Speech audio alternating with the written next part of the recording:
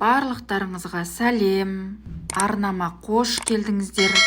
Бүгін сіздермен негізгі видеомда пельменнің әдемі түйілу әдісімен бөлісемін. Видеоны соңына дейін қараңыздар, және де менің каналыма қош келдіңіздер. Өздеріңіздің әдемі лайктарыңызды баса отырып, өздеріңіздің комментарияларыңызды жазып, каналыма тіркеліп кетіңіздер. Алдымен пиязды майдалап тураймыз, үстіне фаршты қоса отырып, тоз бұрышты араластырып, әдемі фарш дайындап, холодильникке салып қоямыз. Електен ұнды өткіземіз, бір жұмыртқа, алдын ала тұзды суға араластырып дайындап қоямыз.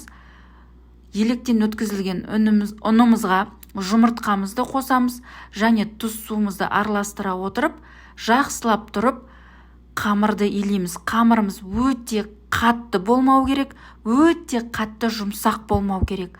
Орташа көлемде болу керек.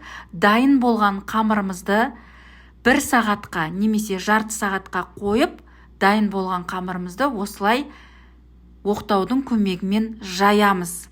Жақсылап тұрып, жая отырып, бұл да өте жұп-жұқа болмау керек, және өте қалың болмау керек. Міне көріп тұрғандарыңыздай қамырымыз өте әдемі шықты.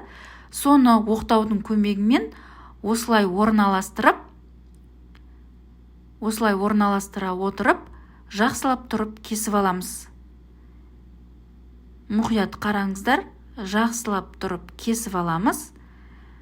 Және осы дайын болған қамырымызды ұзына етіп қайтадан жая отырып,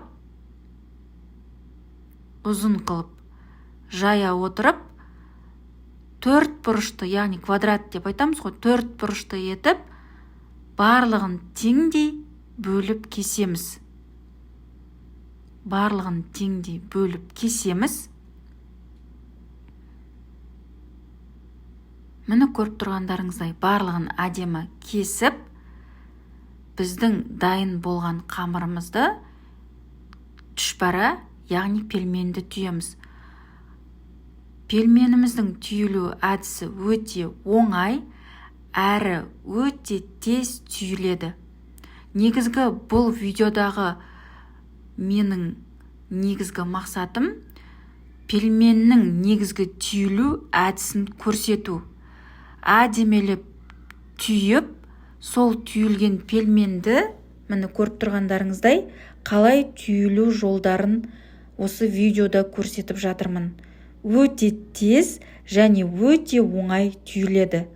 Бұл менің ең жақсы көретін тамағым, және ең оңай түйілетін, тез түйіп